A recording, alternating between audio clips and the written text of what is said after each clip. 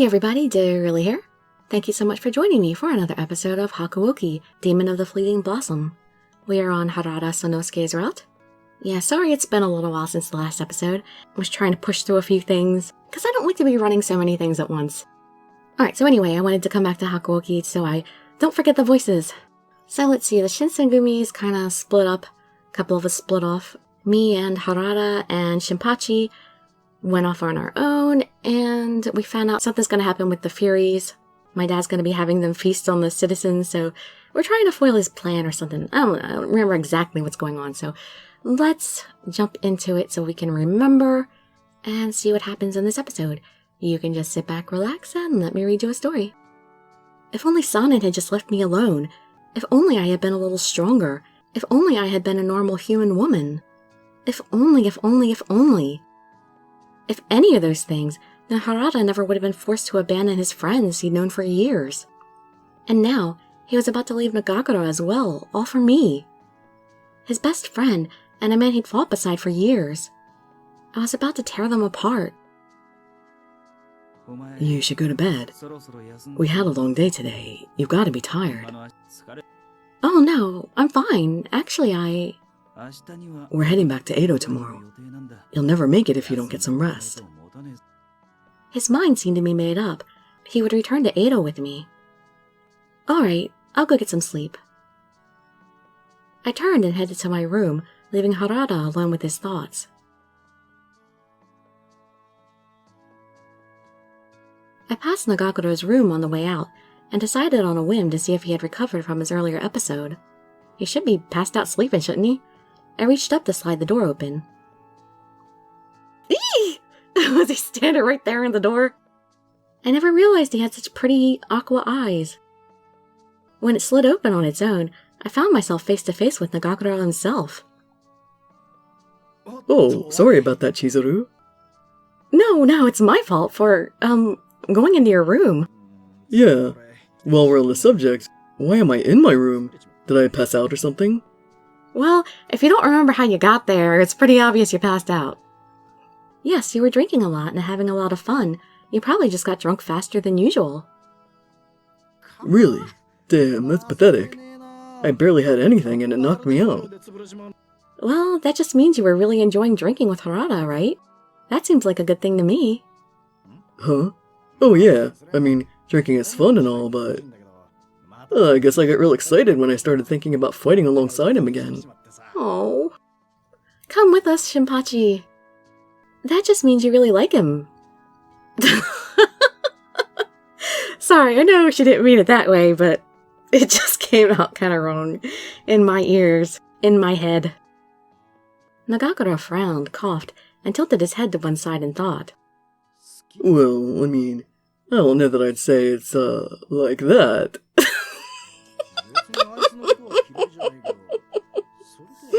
Sorry. What do you mean? When you put your life on the line every day like we do, then whether or not you like somebody stops meaning that much. It doesn't matter how much you might get along with somebody. If they can't hold their own in a fight, then you can't trust them to have your back in battle, you know? Sano is badass, no doubt about it. He's crossed swords with a lot of people and lived to talk about it. That's the kind of man I want watching my back. Oh, I can't wait to see how much better he's gotten. We haven't been in battle together in a long time. I wonder if he's changed. I see. His eyes were filled with the excitement of a child receiving a brand new toy. Nagakura had devoted his entire life to the sword, even going so far as to leave behind his domain and a samurai title, so that he could travel the world and follow the path of the blade. If Nagakura really thought so highly of Harada's skill, then he was a great swordsman indeed. No doubt those words would have been the highest praise Harada could ask for. How could I have even thought of tearing these two apart? True friendship is rare, and yet they seem to have found it. Whoa, my head's starting to hurt. I ought to get some water. Don't stay up too late, alright, Chizuru? Without waiting for an answer, he swayed off toward the kitchen, his hands pressed to his suddenly aching skull. I whispered a quick thanks to him as I turned and headed away. His words had shown me what I had to do, what the only right choice could be. But you know he's gonna come after you if you leave. My feet took me straight to Harada's room. Harada, are you still awake? Yeah, I'm still awake. Come on in. Didn't I tell you to go to bed? If you stay up too late, you're just gonna pass out tomorrow. He didn't sound much different than he always had, but perhaps because we knew how we felt about one another now, I could see that he was only going to Edo for my sake. Harada, I'm going to Edo tomorrow. Silence filled the room. He just looked at me. Perhaps he knew what I was about to say. I think you should go to Aizu with Nagakura. So I'll go by myself. We'll just be apart for a little while, that's all. You are not asking me what I think about all this. No, I'm telling you what I'm going to do. I made sure there was no hesitation in my voice. I'll be fine. It won't be dangerous. This isn't goodbye. Nothing's going to happen to me. You really believe that? Our chances of winning at Aizu are not good, and Edo could turn into a bloodbath at any minute. So are you really going to look me in the eye and tell me that we'll see each other again? Yeah, we could both be going off to our own separate deaths. I could feel my determination beginning to waver. Harada and I lived in a world where any day might be our last. There was an excellent chance that if we parted now, it would be for good, and our dream of a peaceful life together would shatter and fade. It was naive of me to think otherwise, and I knew it, but I don't want to have any regrets. If I stay quiet, then I'm sure you'll come to Edo with me.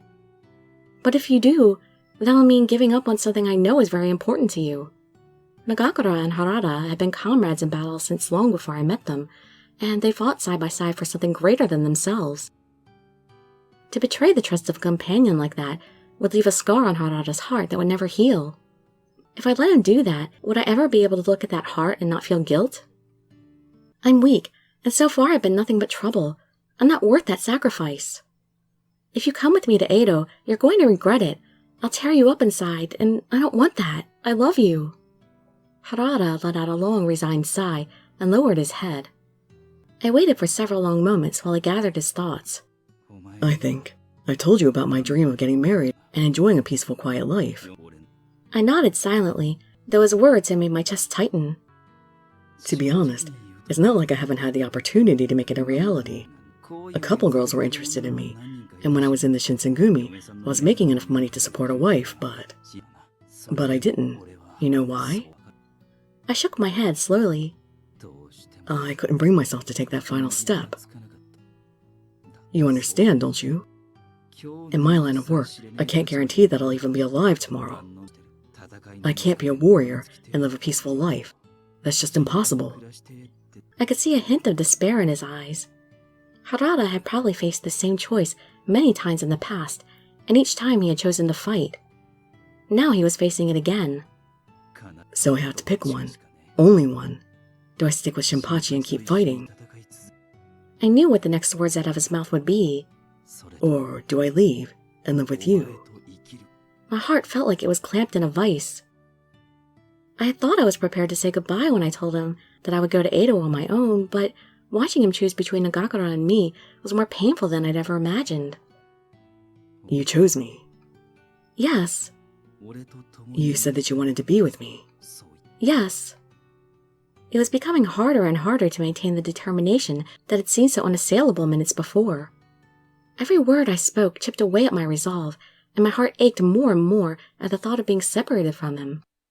It took all the strength I could muster to hold back the tears that threatened to pour from my eyes. If he was to choose, then I wanted him to choose now and cut me out of his life for good. I already know what I want.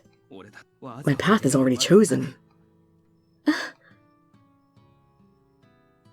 He wrapped his hand around my wrist and pulled my body suddenly close to his own. Do you think I'm pathetic? Oh, I so envy you, Chizuru. He looks so gorgeous there. His face was so close to mine that I could feel his breath as he spoke. I know what I'm supposed to choose, but I'm still too much of a coward to do it. As his eyes looked into mine, I could see the turbulent storm of emotions just behind them, anger at himself, frustration with his own indecisiveness, disappointment, misery. I never thought I could get this messed up because of a woman. I've already made my choice. It's you, Chizuru. Harada. The more important something is to you, the more you have to give up to have it. I'm sure this won't be the last time I have to choose between you and something else that means a lot to me. But I know I'll choose you every time. That's what it means to be in love, right? Harada had never before laid his heart quite so bare as he did in that moment, and when he did, my heart ached for him. As I looked up into those eyes brimming with longing, I knew that no matter how much I might regret it, he was irreplaceable. His eyes, his face, his emotions, Harada himself. I couldn't ever let him go, no matter how wrong a union between a human and a demon might be. You... My voice cracked as I spoke. Choose me? Yeah. A cloud flickered across his eyes, and in it I saw the life he'd lived for so long, the path of the spear, the thrill of battle, the joy of camaraderie. Then it was gone. This is the path I've chosen. So don't ever think that I don't love you. You know what you want. Don't be afraid of it. Oh. He tugged at the tie holding it in place, and my hair fell about my shoulders with a soft swish. I heard the cord of my pants loosen and shivered with each kiss that landed on my lips. Oh, are you scared, Chizuru? I blinked away a tear. I wasn't scared, or at least not in the way that he feared. Nervous, certainly, excited perhaps. But the most powerful, most overwhelming feeling of that moment was the desire for him to be closer to me. Even the tightest embrace still seemed too much distance. I wanted to give him everything there was of me. Oh, are you sure? I reached out toward him, my hand trembling, and he met it with his own. Harada's hand was warm and strong, and its fingers wove themselves through mine and gripped it tight, as if he would never let go. Harada. My whisper was scarcely more than a sigh. Our lips pressed together once again, and the kiss was long and passionate. When we finally drew apart, he looked into my eyes and whispered, Sanosuke. Sanosuke. I let the word roll slowly across my tongue, savoring it. I closed my eyes and strained to commit to memory this feeling so that I might never forget it, the heat of our bodies pressed against one another, the sound of his heartbeat.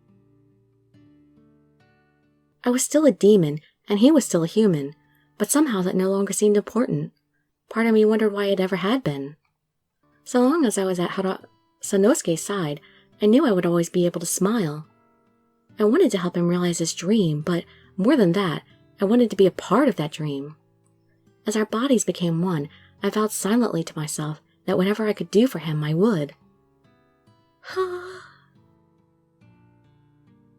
The next morning... Hey, Sono, you awake? Oh boy. We're going to have a planning meeting with Haga around noon. Make sure you don't go out, alright? A lump rose in my throat as I listened to Nagakura talk. Yeah, look, Shinpachi, I've got to talk to you about something. Yeah, what's up? Sanosuke frowned and ran a hand through his hair. Finally, he swallowed and spoke. I can't be part of this anymore. I'm going back to Edo with her. For a long moment, Nagakura simply stood dumbfounded. Then he blinked, and a nervous smile worked its way across his face. What is this? Some sort of joke about when we left the Shinsengumi? I mean, I think he said something just like that to Kondo. The smile slid from his face when Sanosuke said nothing, and he turned pale. Hey, Sano, what are you saying? You and I have been fighting together for... crap. I don't even know how long. And this time, we got brand new guns. Just like the Imperial armies. We finally got a chance to show those bastards what we're made of. Why would you do this now? His voice shook with worry and fear, tones I'd never heard from Nagakura before. Sanosuke said nothing. Come on, why won't you say something? Anything! Just give me a reason! Why are you doing this? You're breaking a promise between men! Don't do this to me, Sano! He stepped forward, as if he was about to grab Sanosuke, betrayal now plain on his face. Nagakura, no! Stay out of this, Chizuru. But it's my fault, let me explain. Ah! Though his tone was admonishing, there was no anger in it. Nagakura's eyes flicked to me, then back to Sanosuke, and he grunted. Oh, I see. You don't want to say anything. Fine. We'll take this outside. Why don't we let your spear tell me what you're trying to do? I think it's pretty obvious what's going on, Nagakura, really. Are you just trying to ignore it.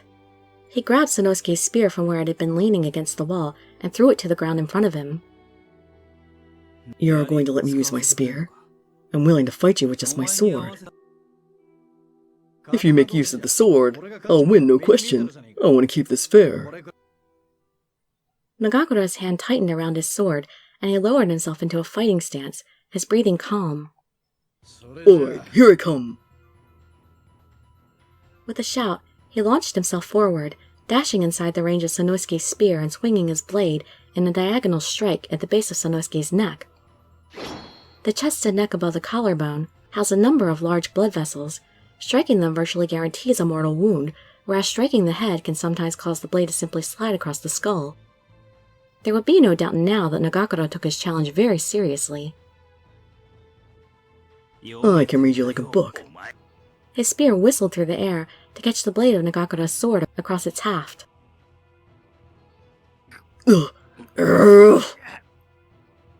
Nagakura scowled and shifted his hand slightly, then suddenly leapt back, attempting to distance himself from Sanosuke's spear. Only a second later, the tip of the spear followed, thrusting toward Nagakura's exposed throat.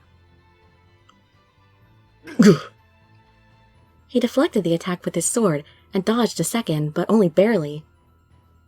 Both men exuded an almost overwhelming aura of menace, and every muscle in their bodies was tensed and ready for violence.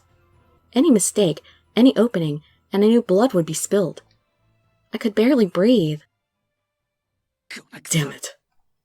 But this sense of danger and death was something they had both lived through countless times before, against countless other opponents. They were a pair of finely honed weapons, and behind every thrust of Sanosuke's spear and sweep of Nagakura's sword, I could feel the raw power tempered by years of training. If either one should relax, even for a moment, they would surely die. No matter how many times Sanosuke forced Nagakura to cede ground, the other man charged in, sword swinging. How long could Sanosuke last? I had seen Nagakura beat even Okita on occasion. Damn, you don't screw around, do you? How many people have you killed anyway? Even though every movement of his sweat-drenched body spoke of violence and death, a smile split Nagakura's face.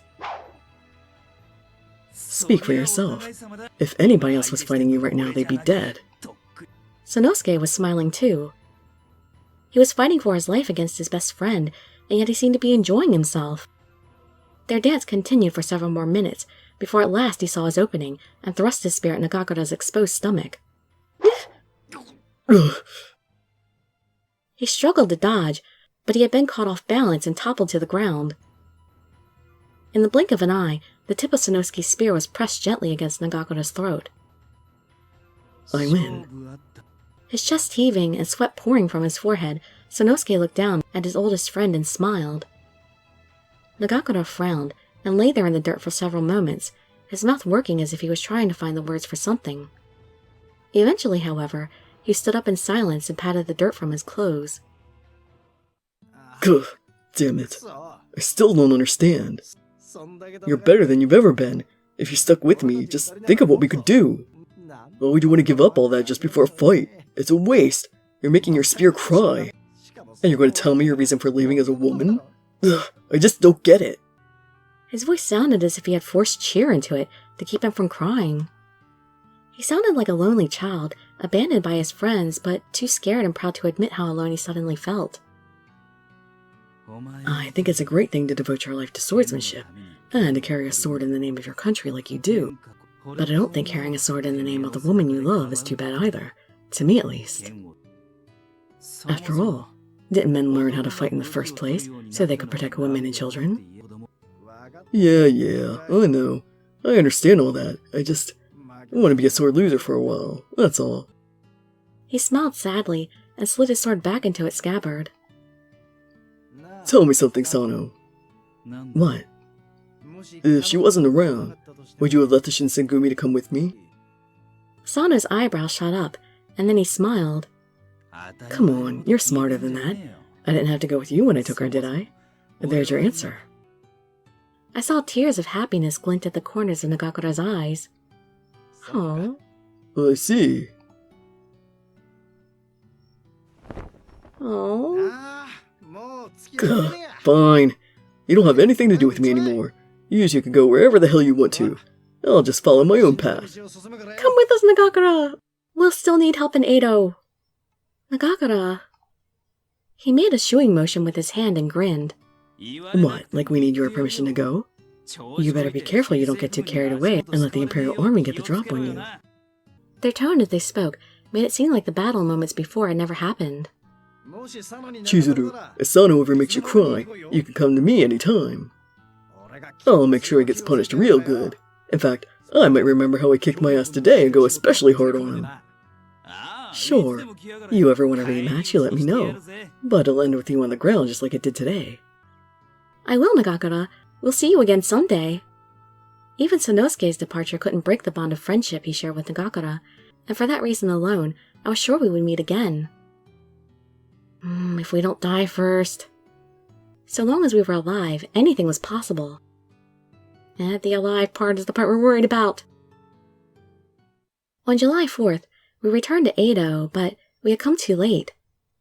The Shogi Company, a group of elite samurai staunchly loyal to the shogun, had fortified themselves inside the Kanei Temple in Ueno. They hadn't been there long before the Imperial Army attacked. The battle began in the morning, in the rain, but by the afternoon both the fighting and the rain had stopped. The army of Furies needed the blood of an army, so Sanosuke and I guessed that they would be converging on Kanei Temple to drink their fill from the battle's numerous dead. We made our way to a nearby path and sat down to wait. Sanosuke, do you really think my father will show up? Probably. There's only a few ways you can get here, especially if you've got a large group of men with you. And we can narrow it down even further since he probably doesn't want anyone to see the Furies.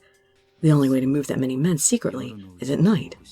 If he's coming, he'll have to do it tonight before the bodies start to rot. I checked my sword for the 1000th time. Would my father really appear? If he did, would I be able to stop him? I felt Sanosuke rest his hand on my shoulder. Don't worry. No matter what happens, I'll be here. I'll protect you. It was almost as if he could read my mind. I felt myself relax. Yes. I wasn't alone, and that was enough to make me feel safe. Sanosuke's hand suddenly tightened, and I heard it too. Footsteps.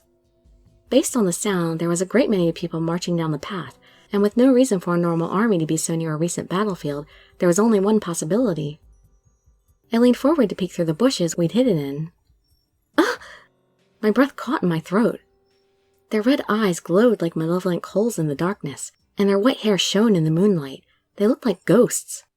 Standing in the middle of the eerie procession of death was my father, the kind man who'd raised me. I gripped my sword and readied myself to leap from the bushes and attack. No, not yet. There are too many Furies. But... Yeah, what do you think you're going to do, take them all on yourself? He was right, of course. There were easily 100 Furies surrounding my father, if not more. Even with Sanosuke's prodigious skill, killing them all would be difficult. Still, if we did nothing, they would pass. I was prepared to leap out, ignoring Sanosuke's advice when a shot rang out. One of the Furies screamed in pain, then crumpled to the ground. Could it be... Hey, I thought you might show up here. A thin line of smoke wafted up from the barrel of Shironoi's gun as he leveled it at my father. Well, if it isn't Lord Shironoi. I need to thank you for playing with my dear children the other day.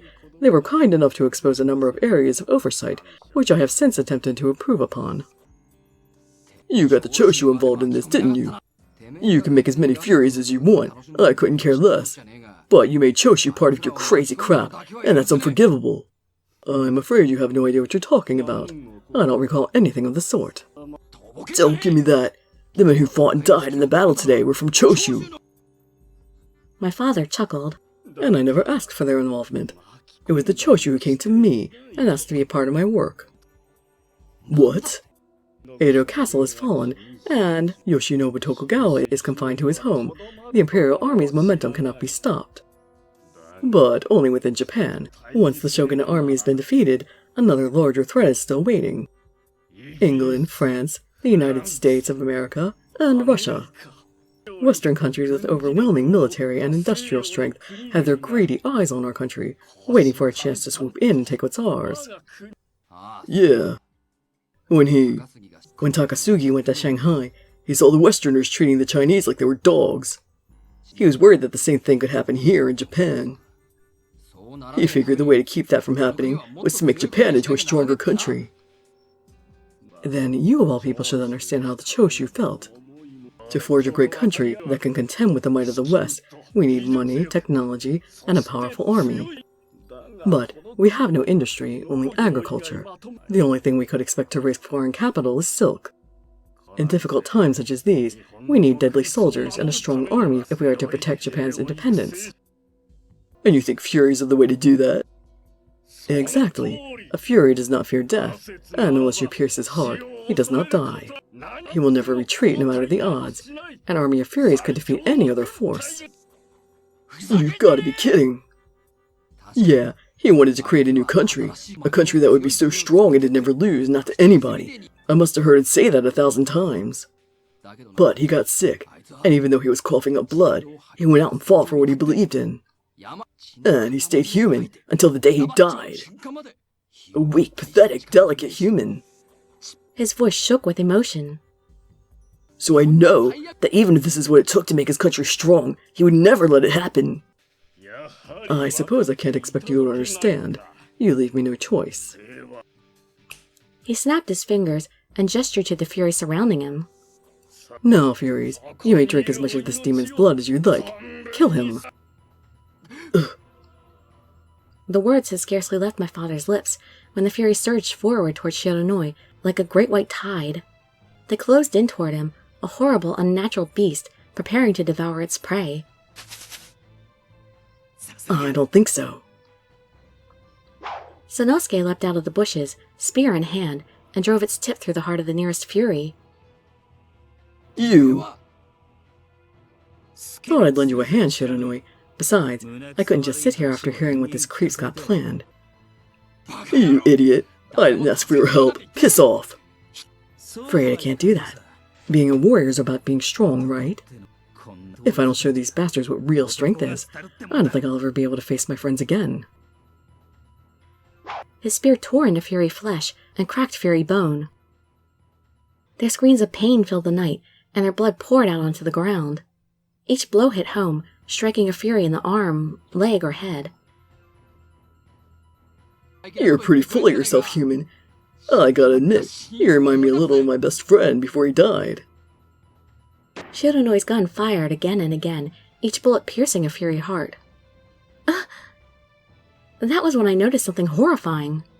The furies left alive by Sanosuke and Shiranui's onslaught had begun to tear at and devour the flesh of their fallen comrades. I would have expected that. What? Are they eating each other? Damn, even the Shinsengumi's furies weren't that far gone. He grimaced, and I understood exactly how he felt. These furies had been human once, but now they were little more than monsters in human skin, and their only desire was for blood, no matter its source. I wanted to close my eyes and hide, to escape from the horrors in front of me, but I had chosen to come here so that I could confront the man responsible for this blasphemy. My father. Chizuru, you understand, don't you? He was standing in front of me now, smiling gently. Why are you doing this? I looked up into his face and tried desperately to keep my voice from trembling. Japan is in great danger. Foreign armies are waiting for our moment of weakness. I'm only doing this for my country. Aren't they wonderful? With this army, Japan will be secure now and forever. I could hear excitement and pride in his voice, but I knew I could never see the horrible monsters he created as saviors. They used to be humans, didn't they? They had families and friends and people they loved before they became this, right? He laughed pleasantly, as if he were merely discussing the weather over tea. That is not important. Whatever small sacrifices they may have been forced to make are nothing next to the security of our nation. Hearing such horrifying words spoken with the same kind smile I'd known so well as a child was like a fist to the stomach. I felt my gorge begin to rise. It was clear now that I could never convince him to give up on his mad crusade. He was no longer the father I'd once known. Nonetheless, if my father had made a mistake, then it was up to me to see it put right. I wrapped my hand tightly around the hilt of my sword and walked slowly toward him. I never thought that I would use my sword, let alone to kill someone, but this was something I had to do. All too soon, I was standing directly in front of him. I couldn't bear to see his face as he died, so I shut my eyes and drove my sword into my father's stomach. Not a good idea! He could dodge! What if Dad turned himself into a fury? I felt the strange sensation of metal sliding through flesh and shuddered. I pulled the sword back out with a sickening sound and opened my eyes. Should have been through the heart. What? I felt the blade go in. I was sure I had, and yet his skin was unmarred. My sword was covered in red blood, and my father's shirt was torn open at the stomach.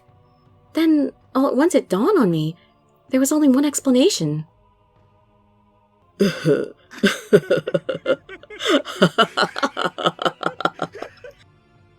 He erupted into raucous, insane laughter. This is wonderful. You see, this is the power of the water of life.